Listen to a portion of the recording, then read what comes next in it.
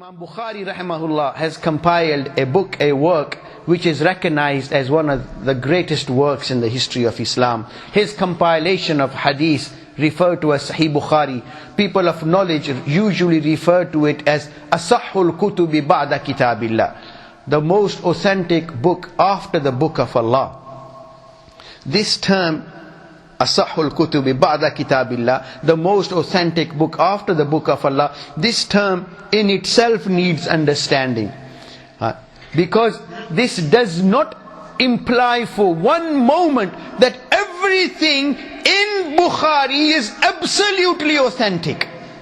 Because if it was, then that means it would be equal to the Quran. Because the Quran, the first declaration, the first statement, claim made by Allah in the Quran is ذَلِكَ الْكِتَابُ لَا رَيْبَ فِيهِ. This is the book in which there is no doubt.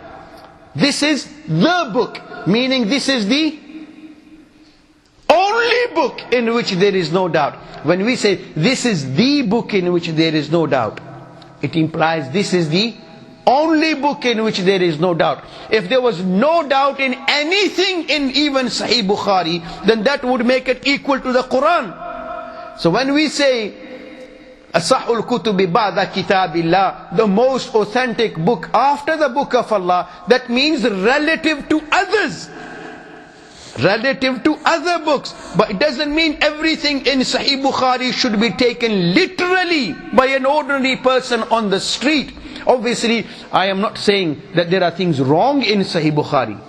No. Perhaps this will need explanation as well. Because there can be nothing wrong with what Rasulullah sallallahu alaihi wasallam has stated or done. But there can be mistakes in the transmission of that statement. And there can be issues in the way people understand. And even Imam Bukhari rahimahullah, he, just like people say, well, Abu Hanifa wasn't Rasulullah, was he? So was Imam Bukhari Rasulullah? If Abu Hanifa rahimahullah or any other Imam is not infallible, is not ma'soom, was Imam Bukhari ma'soom? So the same principles which people apply or use to criticize Abu Hanifa rahimahullah, the same principle can be applied to all other scholars. To Imam Bukhari, many people who are allergic to the term Al-Imam Al-Azam, they have no hesitation in using the term Shaykhul Islam for Ibn Taymiyyah rahimahullah, for example. Shaykhul Islam. You know, one person says, brother, this is my Shaykh. In other words, he's a teacher. Shaykhul Islam, the teacher of Islam. Did Ibn Taymiyyah rahimahullah teach Islam? So when people use different titles, Allahu Akbar.